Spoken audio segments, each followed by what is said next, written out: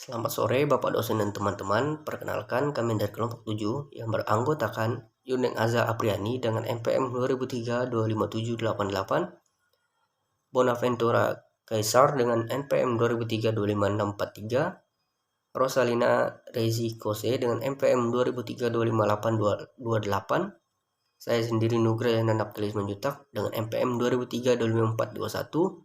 Kemudian ada Hidan Syahputra dengan NPM 2003-25817. Kami akan membahas tentang Securing Informasi System. Yang pertama yaitu kerentanan dan penyalahgunaan sistem. Dapatkah Anda membayangkan apa yang akan terjadi jika Anda mencoba untuk terhubung ke internet tanpa perangkat lunak, firewall, atau antivirus? Komputer Anda akan dimatikan atau dinonaktifkan dalam beberapa detik dan mungkin butuh beberapa hari untuk pulih. Jika Anda menggunakan komputer untuk menjalankan bisnis Anda mungkin tidak dapat menjual ke pelanggan atau memesan barang dengan pemasok Anda saat harganya turun. Dan Anda mungkin mendapati bahwa sistem komputer Anda telah ditembus oleh orang luar yang mungkin mencuri atau menghancurkan data berharga, termasuk data pembayaran, data pembayaran rahasia dari pelanggan Anda. Jika terlalu banyak data yang dihancurkan atau diungkapkan, bisnis Anda mungkin tidak akan pernah bisa beroperasi. Singkatnya, jika Anda menjalankan bisnis hari ini, Anda perlu membuat keamanan dan mengendalikan prioritas utama. Keamanan adalah mengacu pada kebijakan prosedur dan tindakan teknis yang digunakan untuk mencegah akses tidak sah, perubahan, pencurian, atau kerusakan fisik pada sistem informasi. Kemudian ada kontrol, adalah metode, kebijakan, dan prosedur organisasi yang memastikan keamanan aset organisasi, akurasi, dan keandalan catatannya, serta ketaatan operasional terhadap standar manajemen. Kemudian ada mengapa sistem rentan. Bila dalam jumlah besar disimpan dalam bentuk elektronik, mereka rentan terhadap lebih banyak jenis ancaman daripada bila dalam bentuk manual. Melalui jaringan komunikasi, sistem informasi di berbagai lokasi saling berhubungan. Potensi akses, penyalahgunaan, atau kecurangan yang tidak sah tidak terbatas pada satu lokasi, namun dapat pada jalur akses manapun di jaringan. Jaringan publik yang besar seperti internet lebih rentan daripada jaringan internal karena mereka mampu terbuka untuk siapa saja. Internet begitu besar sehingga ketika pelanggaran terjadi, mereka dapat memiliki dampak yang sangat luas. Ketika internet menjadi bagian dari jaringan perusahaan, sistem informasi organisasi bahkan lebih rentan terhadap tindakan dari pihak luar. Apakah aman masuk ke jaringan nirkabel di bandara, perpustakaan, atau tempat umum lainnya? Itu tergantung pada seberapa waspada Anda. Bahkan jaringan nirkabel di rumah Anda rentan karena pita frekuensi radio mudah dipindai, baik jaringan Bluetooth ataupun Wi-Fi, dan rentan terhadap hacking oleh para penyadap. Meski jangkauan jaringan Wi-Fi hanya berapa ratus kaki, namun bisa diperpanjang hingga 1/4 mil menggunakan antena luar.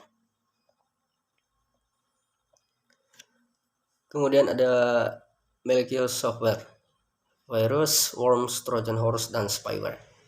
Program perangkat lunak berbahaya disebut sebagai perangkat lunak perusak dan mencakup berbagai ancaman, seperti virus komputer, worm, dan trojan horse. Virus komputer adalah program perangkat lunak nakal yang melekat pada program perangkat lunak lain atau file data agar dapat dijalankan, biasanya tanpa sepengetahuan atau izin pengguna. Sebagian besar virus komputer mengirimkan muatan payload. Muatannya mungkin relatif tidak berbahaya, seperti petunjuk untuk menampilkan pesan atau gambar, atau mungkin juga merusak program atau data yang bisa merusak, yang menyumbat memori komputer, memformat ulang hard drive komputer, atau menyebabkan program tidak berjalan semestinya. Serangan terbaru berasal dari worm, yaitu program komputer independen yang menyalin dirinya dari satu komputer ke komputer lain melalui jaringan. Trojan horse adalah program perangkat lunak yang tampaknya tidak berbahaya, namun kemudian melakukan sesuatu selain yang diharapkan. Trojan horse itu sendiri bukanlah virus karena tidak meniru. Namun seringkali cara virus atau kode berbahaya lainnya diperkenalkan ke sistem komputer. Saat ini, serangan injeksi SQL adalah ancaman malware terbesar. Serangan injeksi SQL memanfaatkan kelemahan dalam perangkat lunak aplikasi web kode yang buruk untuk mengenalkan program jahat ke dalam sistem dan jaringan perusahaan. Banyak pengguna menggunakan spyware semacam itu, mengganggu, dan beberapa kritikus mengkhawatirkan pelanggarannya terhadap privasi pengguna komputer. Beberapa bentuk spyware sangat jahat. Keylogger merekam setiap keystroke yang dibuat di komputer untuk mencuri nomor seri untuk perangkat lunak, untuk meluncurkan serangan internet, untuk mendapatkan akses ke akun email, untuk mendapatkan kata sandi pada sistem komputer yang dilindungi, atau untuk mengambil informasi pribadi seperti nomor kartu kredit. Sekian dari saya, selanjutnya akan dilanjutkan oleh teman saya, yaitu Bonaventura Kaisar. Oke, terima kasih Nugrayanda telah menjelaskan topik-topik sebelumnya.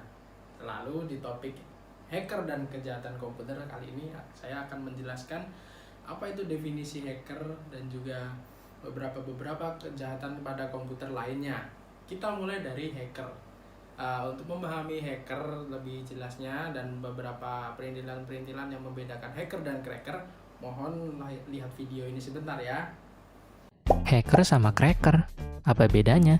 Bukannya sama aja. Orang-orang yang kerjanya itu bikin gemes.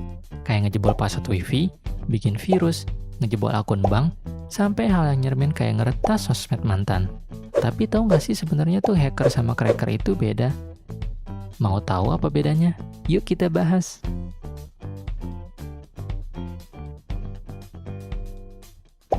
Semakin majunya teknologi, maka semakin tinggi juga kemungkinan buruk terjadi sama penggunanya. Contohnya tuh kayak gini, zaman dulu nggak ada yang namanya internet banking. Jadi orang punya rasa takut kalau tiba-tiba duitnya pindah secara digital ke rekening orang lain. Tapi sekarang mah beda, tiap orang pasti punya akun digitalnya masing-masing. Entah itu akun internet banking, online shop, sampai akun sosmed sekalipun. Nah, canggihnya teknologi sekarang dimanfaatin sama orang buat ngelakuin tindakan jahat. Sebutannya tuh cybercrime. Terus, yang ngelakuin itu hacker apa cracker? Jadi tuh sebenarnya hacker sama cracker itu sama. Cuma tujuannya aja yang beda. Jadi gini, sebutan buat orang yang suka ngeretas website, tapi tujuannya tuh buat ngecek kalau situs itu udah aman atau belum, disebut hacker. Biasanya sih hacker bakal ngasih tahu ke si pembuat situs kalau website miliknya tuh punya tingkat keamanan yang minim banget, makanya bisa diretas. Nah, kalau cracker beda, dia ngeretas juga. Tapi tujuannya tuh buat hal yang jahat, kayak mencuri data, ngancurin program, atau merusak sistem keamanan, dan nggak dikasih tahu ke pemiliknya. Cracker juga bakal ninggalin situs yang udah diacak-acak sama dia. Sama kayak mantan yang selalu ditinggal kalau udah dapet enaknya doang. Jadi di era digital ini semuanya tuh harus secure. Contohnya kayak password, hal yang penting banget tapi banyak dicuekin sama orang. Coba diganti password minimal 3 bulan sekali. Dan pakai kombinasi kata yang ruwet, tapi dicatat supaya nggak lupa. Sekarang banyak perusahaan yang pakai jasa hacker buat ngecek sistem yang dibangun tuh udah aman apa belum. Nah, di sini jadi ladang duitnya si hacker. Biasanya sih bayarannya gede banget, dan yang penting sih halal. Jadi tuh kesimpulannya gini, seorang hacker tahu apa yang dilakuin dan tanggung jawab dari apa yang dilakukannya. Kalau cracker, orang yang tahu apa yang dikerjain, tapi nggak sadar kalau akibat dari perbuatannya tuh bahaya banget buat orang lain. Dan nggak mau tanggung jawab pula. Terima kasih, and see you di video selanjutnya. Oke, teman-teman udah melihat perbedaan hacker dan cracker kan di video tadi. Jadi secara singkatnya itu apa sih? Hacker itu sebenarnya adalah profesi. Sebenarnya profesi hacker ini baik, tapi sering disalahartikan oleh orang-orang awam sebagai profesi yang buruk. Yang buruk ini atau yang sering mencuri data ini adalah namanya cracker. Jadi hacker dan cracker itu memang mereka itu sistem kerjanya sama ya, membobol sistem yang keamanannya lemah. Tapi si hacker ini baik, dia memberitahu kepada pemilik apapun yang dia jebol kalau sistemmu ini lemah. Nah, sementara si cracker dia ini jebol tapi nggak beritahu yang punya. Jadi kayak cuma masuk, ngambil data, obrak-abrik, keluar deh kayak maling. Itu. Lalu selanjutnya ada cara-cara yang digunakan dalam dunia hacking ini, atau beberapa taktik yang digunakan oleh para hacker. Yang pertama adalah phishing. Apa itu phishing? Phishing itu dia membuat semacam web palsu yang tujuannya agar orang-orang itu mengakses dan mendapat data dari mereka. Lalu selanjutnya ada evil twins. Nah, ini yang sering harus diwaspadai, yaitu menggunakan wifi gratis, atau ya istilahnya anggap aja wifi setan lah itu. Ketika kalian mengkoneksikan perangkat kalian pada wifi ini, otomatis data di perangkat kalian bisa nih diambil sama si hacker. Nah, waspada teman-teman yang sering pakai wifi di tempat-tempat umum, apalagi yang gratis tuh. Hati-hati ya, ntar data kalian bisa hilang.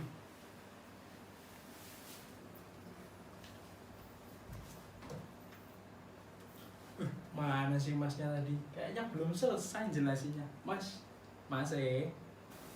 wah, oh iya, saya belum lanjut ya, selesai ngelanjutin. Oke, masih tak lanjut. Lalu selanjutnya ada ancaman internal, yaitu ancaman internal dari karyawan nih. Ya, ini salah satu kejahatan di dunia komputer juga.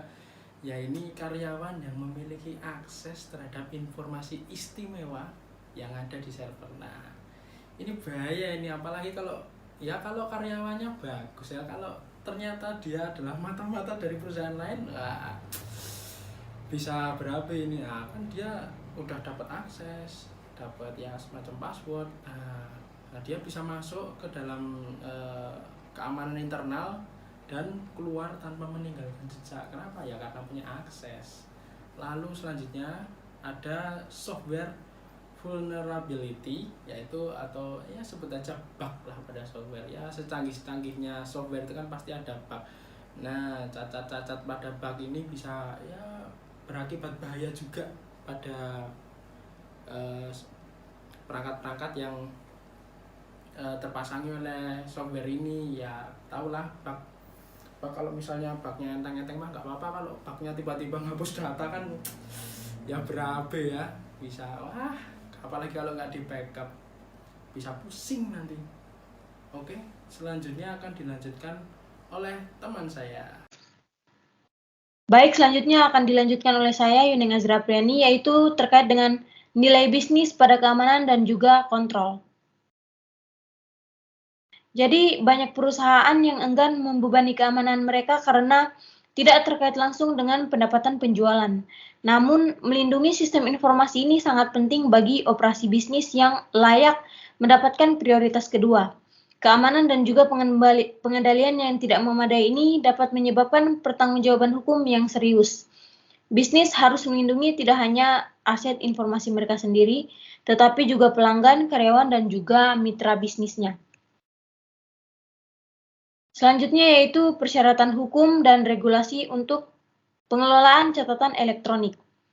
Menurut peraturan pemerintah Amerika Serikat, baru-baru ini mereka memaksakan perusahaan untuk mengambil keamanan dan juga kontrol lebih serius dengan mengamanatkan perlindungan data dari penyalahgunaan, pemaparan, dan juga akses yang tidak sah. Perusahaan menghadapi kewajiban hukum baru untuk menyimpan dan juga menyimpan catatan elektronik serta untuk perlindungan privasi. Jadi, jika kita bekerja di industri perawatan kesehatan, perusahaan kita harus mematuhi Undang-Undang Portabilitas dan Akuntabilitas Asuransi Kesehatan atau yang disingkat dengan HIPAA pada tahun 1996. Jika kita bekerja di perusahaan yang menyediakan layanan keuangan, maka perusahaan kita harus mematuhi Modernisasi Jasa Keuangan Act of 1999 atau yang lebih dikenal dengan Gramm-Leach-Bliley setelah sponsor kongresnya. Jika kita bekerja di perusahaan publik, perusahaan kita harus mematuhi Reformasi Akunting Perusahaan Publik dan juga Undang-Undang Perlindungan Investor tahun 2002, yang lebih dikenal dengan Sarbanes-Oxley Act setelah sponsornya Senator Paul Sarbanes dari Maryland dan juga perwakilan Michael Oxley dari Ohio. Selanjutnya itu ada bukti elektronik dan juga forensik komputer. Pengamanan, pengendalian, dan juga pengelolaan arsip elektronik menjadi penting untuk menanggapi tindakan hukum. Sebagian besar bukti saat ini untuk kecurangan saham, penggelapan, pencurian rahasia dagang perusahaan, kejahatan komputer, dan juga masih banyak kasus perdata dalam bentuk digital. Kebijakan penyimpanan dokumen elektronik yang efektif memastikan bahwa dokumen elektronik, email, dan juga catatan lainnya terorganisir dengan baik, mudah diakses, dan juga tidak ditahan terlalu lama atau dibuang terlalu cepat.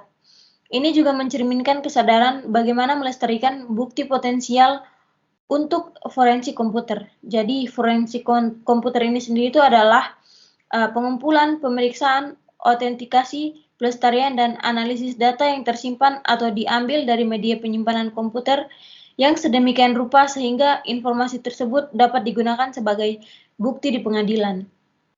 Hal ini berkaitan dengan masalah sebagai berikut. Yang pertama ada memulihkan data dari komputer sambil menjaga integritas evolusioner. Yang kedua, menyimpan dan juga penanganan data elektronik dengan aman. Yang ketiga, menentukan informasi penting dalam sejumlah besar data elektronik. Dan yang keempat yaitu menyajikan informasi ke pengadilan. Baik, materi selanjutnya akan dilanjutkan oleh teman saya. Akan melanjutkan penjelasan tentang membangun kerangka kerja untuk keamanan dan pengendalian. Bahkan dalam menggunakan alat keamanan terbaik sekarang pun, sistem informasi tidak bisa diandalkan dan terjamin. Kecuali kita tahu bagaimana dan di mana memasangnya, kemudian kita tahu risiko dan kontrol apa yang perlu kita lindungi sistem informasinya. Dan juga kita perlu mengembangkan kebijakan keamanan dan rencana agar bisnis kita dapat berjalan dengan lancar jika sistem informasi dapat berjalan.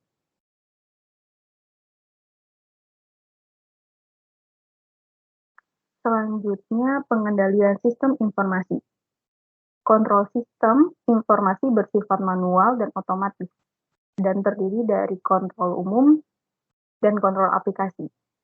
Kontrol umum mengatur perencanaan, keamanan, penggunaan program komputer, dan keamanan file data secara umum di seluruh infrastruktur teknologi informasi organisasi. Kontrol umum mencakup kontrol perangkat lunak, kontrol perangkat keras fisik, kontrol operasi komputer, kontrol keamanan data, dan kontrol atas implementasi proses sistem, dan kontrol administrasi.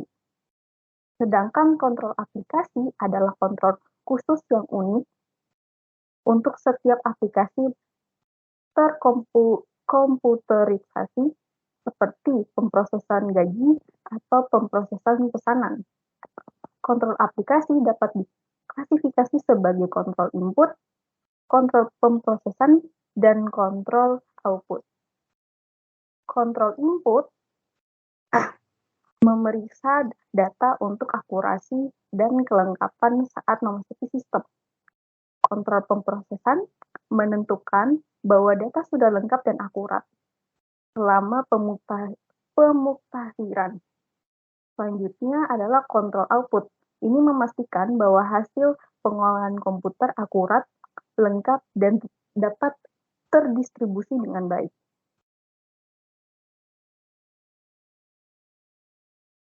Selanjutnya, tugas dan risiko atau penilaian pengamanan.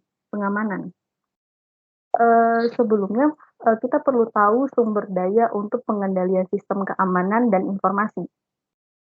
Perusahaan harus mengetahui aset mana yang diperlukan perlindungan dan sejauh mana aset tersebut rentan. Penilaian risiko ini juga membantu pertanyaan-pertanyaan dan menentukan sekumpulan kontrol yang paling efektif untuk melindungi aset. Penilaian risiko menentukan tingkat risiko perusahaan jika aktivitas atau proses tertentu tidak dikendalikan dengan benar. Selanjutnya, kebijakan keamanan. Setelah kita mengidentifikasi resiko utama pada sistem kita, perusahaan kita perlu mengembangkan kebijakan keamanan untuk melindungi aset perusahaan. Kebijakan keamanan terdiri dari informasi resiko, peringkat laporan, mengidentifikasi tujuan keamanan yang dapat diterima,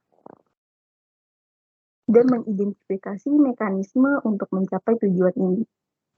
Kebijakan penggunaan yang dapat diterima mendefinisikan penggunaan sumber informasi dan peralatan komputasi perusahaan yang dapat diterima, termasuk komputer desktop dan laptop, perangkat nirkabel, telepon, dan internet.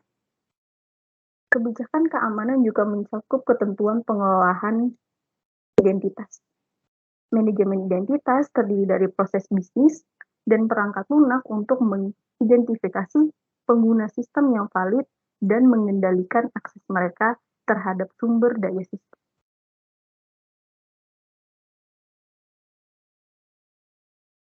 Selanjutnya, perencanaan pemulihan bencana dan perencanaan lanjutan bisnis.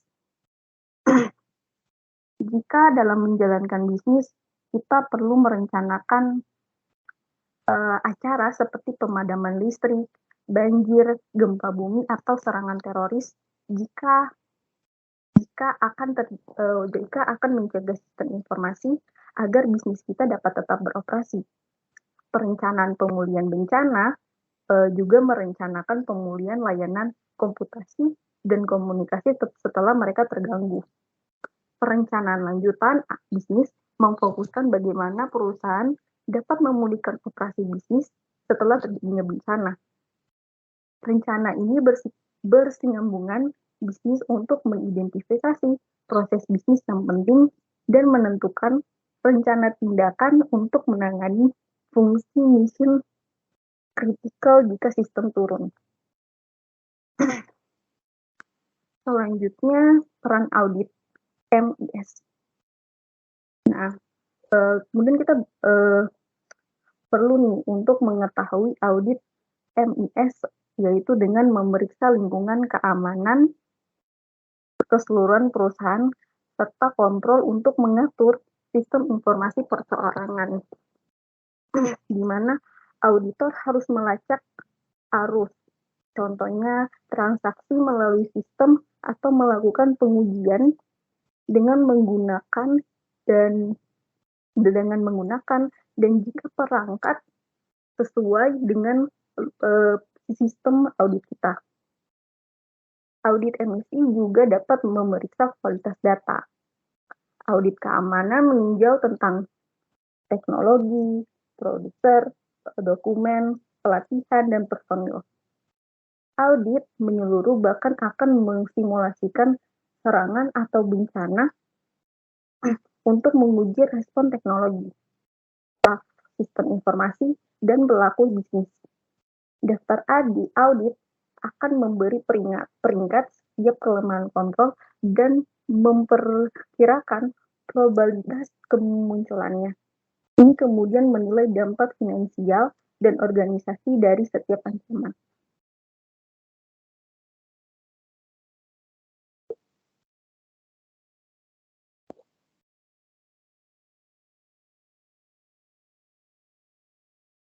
Saya akan menjelaskan bagian selanjutnya, yaitu teknologi dan alat untuk melindungi sumber daya informasi. Nah, di sini bisnis itu memiliki berbagai teknologi. Bisa dilihat sekarang sangat berkembang pesat, terutama untuk melindungi sumber informasi mereka. Ini tuh termasuk alat untuk mengolah identitas pengguna, siapa sih yang masuk, mencegah akses yang tidak sah atau orang tidak berhak untuk masuk ke tempat atau mengakses data tertentu, memastikan ketersediaan sistem, dan memastikan kualitas perangkat lunak yang ada. Nah, yang pertama adalah teknologi manajemen identitas dan autentikasi. Nah, perusahaan besar dan menengah memiliki infrastruktur TI yang kompleks dan banyak sistem yang berbeda. Masing-masing memiliki pengguna sendiri. Perangkat lunak manajemen identitas mengotomasi proses melacak semua pengguna dan hak istimewa sistem mereka. memberikan setiap identitas digital unik bagi pengguna untuk mengakses setiap sistem. Di mana untuk mendapatkan akses atau jalan ke sistem, pengguna harus diberi otorisasi atau izin, di mana nanti bisa disahkan saat mau hendak mengakses sebuah sistem tersebut. Nah, autentikasi mengacu pada kemampuan untuk mengetahui bahwa seseorang adalah siapa yang diklaimnya. Autentikasi sering dibuat dengan menggunakan kata kunci yang hanya diketahui oleh pengguna yang berwenang. Jadi, ini bisa dibilang sama saja dengan mengetahui apakah orang yang ingin masuk ke atau mengakses data tersebut adalah orang yang berhak. Apakah dia memiliki hak dan memiliki sebuah alasan di mana dia boleh mengakses data tersebut. Jadi seperti filter. Nah, dalam implementasinya, teknologi autentikasi baru seperti token, smart card, dan autentikasi biometrik mengatasi beberapa masalah ini. Token sendiri adalah perangkat fisik mirip dengan kartu identitas yang dirancang untuk membuktikan identitas satu pengguna. Sedangkan kartu cerdas adalah perangkat seukuran kartu kredit yang berisi chip yang diformat dengan izin, akses, dan data lainnya. Autentikasi biometrik menggunakan sistem yang membaca dan menafsirkan sifat manusia individual seperti sidik jari, iris, suara untuk memberi atau menolak akses. Jadi di sini untuk bagian seperti smart card bisa dilihat seperti jika kita mau menaiki kereta seperti di Jepang, itu kita harus menempelkan kartu dahulu, di mana itu membuktikan bahwa kita punya hak untuk mengakses sehingga kita bisa naik kereta. Untuk biometrik, autentikasi biometrik bisa dilihat jika misalnya sekarang kalau ingin masuk kampus seperti identitas orang, siapa Anda, tidak perlu menggunakan kartu, ada juga yang bisa menggunakan sidik jari dengan mengecap ke suatu tempat, jadi sudah ada alatnya.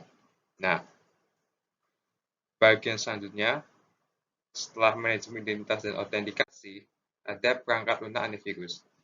Sudah kita kenal bahwa di sini perangkat lunak antivirus itu sudah hal yang lumrah, di mana kalau kita punya laptop, punya komputer, kewajibannya ada antivirusnya, kita download di mana supaya enggak ada penyusup di mana malware itu di mana itu menyusup ke sistem kita, di mana itu bisa merusak jaringan, server, dan juga komputer kita sendiri. Di sini perangkat lunak antivirus sangat diperlukan agar tidak terjadi kerusakan yang tidak kita inginkan. Nah, sistem deteksi intrusi menampilkan alat pemantau penuh waktu yang ditempatkan pada titik paling rentan atau titik panas. Jadi mulai ada sedikit peringatan. Jaringan perusahaan untuk mendeteksi dan mencegah penyusup terus-menerus. Perangkat lunak antivirus ini dirancang untuk memeriksa sistem komputer dan drive.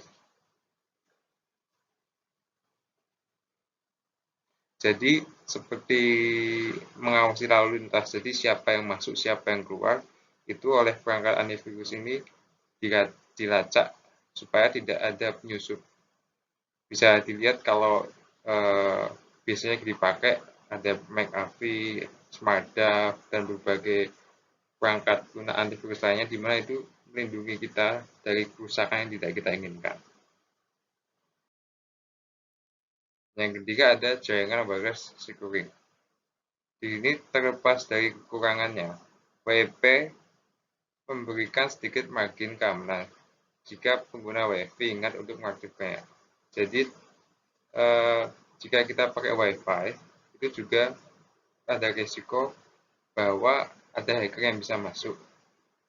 Nah, langkah awal yang sederhana untuk menggagalkan hacker adalah dengan menetapkan nama unik ke SSD kita atau SSD jaringan Anda dan menginstruksikan router untuk tidak menyalakannya. Korporasi selanjutnya dapat meningkatkan keamanan WiFi mereka dengan menggunakannya bersamaan dengan teknologi Virtual Private Network atau VPN saat mengakses data perusahaan internal yang sangat penting. Itu untuk jaringan wireless securing. Selanjutnya, ada enkripsi dan kunci infrastruktur publik. Ini banyak bisnis menggunakan enkripsi untuk melindungi informasi digital yang mereka simpan. Transfer fisik atau kirim melalui internet. Enkripsi adalah proses mengubah teks biasa atau data menjadi teks sandi atau kode rahasia yang tidak dapat dibaca oleh orang lain selain pengirim dan penerima yang dituju. Nah, ini bisa dilihat kalau contoh nyatanya saat menggunakan WhatsApp atau WA ada namanya enkripsi end-to-end, di mana di sini enkripsi end-to-end itu adalah bahwa jika Anda mengirim pesan berupa teks, video, GIF, atau dokumen, itu Anda hanya yang Anda kirim itu hanya bisa dilihat oleh orang yang Anda tuju. Jadi itu tidak bisa dilihat oleh orang lain. Itu namanya end-to-end. Untuk WhatsApp namanya end-to-end enkripsi. Jadi saat Anda mengirim pesan itu aman, bahwa tidak akan ada orang yang tahu apa yang Anda kirimkan ke orang lain. Nah, untuk contoh lain, untuk Line, aplikasi Line, itu ada namanya sealing letter atau letter sealing. Jadi sama seperti enkripsi end-to-end WhatsApp, jadi Anda bisa mengirim pesan dengan aman ke orang yang Anda tuju tanpa terganggu oleh pihak ketiga yang mungkin akan mengetahui pesan apa yang Anda pikirkan. Jadi privasi Anda terjamin. Nah, yang terakhir yaitu memastikan ketersediaan sistem. Di sini sering perusahaan semakin mengandalkan jaringan digital untuk pendapatan dan operasi. Mereka perlu melakukan langkah tambahan untuk memastikan bahwa sistem dan aplikasi mereka selalu ada, selalu siaga, dan selalu tersedia. Dalam proses transaksi online yang dilakukan langsung diproses oleh komputer. Perubahan beraneka ragam pada database, pelaporan, dan permintaan informasi terjadi hampir setiap saat, atau bisa dibilang setiap saat. Sistem komputer yang toleran terhadap kesalahan yang mengandung komponen perangkat keras, perangkat lunak, dan bahkan power supply yang berlebihan, menciptakan lingkungan untuk menyediakan layanan tanpa gangguan terus-menerus, jadi berkembang. Di sini toleransi kesalahan harus dibedakan dari komputasi dengan ketersediaan tinggi. Toleransi kesalahan dan komputasi dengan ketersediaan tinggi mencoba meminimalkan downtime. Downtime di sini mengacu pada periode waktu di mana sistem tidak beroperasi. Namun, komputasi dengan ketersediaan tinggi membantu perusahaan bisa pulih dengan cepat dari sistem yang crash. Sedangkan toleransi kesalahan yang menjanjikan ketersediaan bisa berkelanjutan dan penghapusan waktu pemulihan sama sekali. Nah, sebuah teknologi yang disebut inspeksi paket dalam atau DPI, yaitu Deep Packet Inspection, membantu memecahkan masalah ini. Di sini DPI memeriksa file data dan memilah materi online dengan prioritas rendah sambil memberikan prioritas lebih tinggi pada file yang penting untuk keperluan bisnis. Nah, banyak perusahaan, terutama usaha kecil, kekurangan sumber daya atau keahlian untuk menyediakan lingkungan komputasi dengan ketersediaan tinggi yang bisa dibilang terjamin. Dengan sendirinya, mereka dapat mengalihkan banyak fungsi keamanan ke penyedia layanan keamanan yang dikelola, yaitu seperti monitor MSSP, yang memantau aktivitas jaringan dan melakukan pengujian kerentanan dan deteksi intrusi. Sekian presentasi dari kelompok 7. Kami mengucapkan terima kasih atas perhatiannya.